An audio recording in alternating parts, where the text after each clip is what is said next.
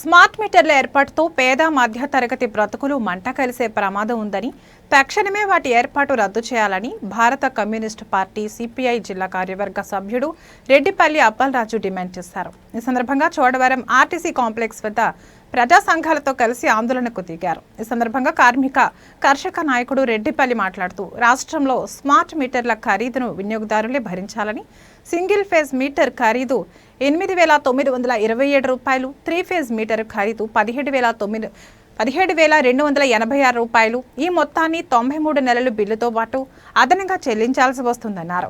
విద్యుత్ వినియోగం ఎక్కువ ఉండే సమయాల్లో ఎక్కువ ఛార్జీ వసూలు చేస్తారని, వేసవి కాలంలో ఈ దోపిడీకి హద్దు ఉండదని, దీని ప్రభావం బిల్లులపై పడుతుందని తెలిపారు.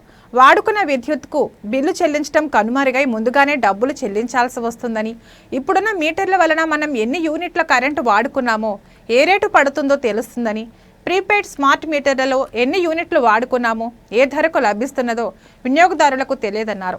ఈ స్మార్ట్ మీటర్ల ఖరీదుతో పాటు దాని రిపేర్కి అయ్యే ఖర్చులు, అనుబంధంగా వాడే పరికరాల ఖర్చును కూడా వినియోగదారుడే భరించాలని, ఈ నేపథ్యంలో ఈ స్మార్ట్ మీటర్లు అన్ని విధాల ప్రజలకు చాలా నష్టదాయకమని, మన ఇళ్లకు బిగించాలనుకుంటున్న ఈ స్మార్ట్ మీటర్లను వ్యతిరేకిద్దామని తెలిపారు. ఈ కార్యక్రమంలో సిపిఐ ప్రజానాట్య మండలి నాయకుడు పాతరపల్లి కొండబాబు, ఆబోతుల శ్రీనివాసరావు, బత్తిన సత్యబాబు తదితరులు పాల్గొన్నారు.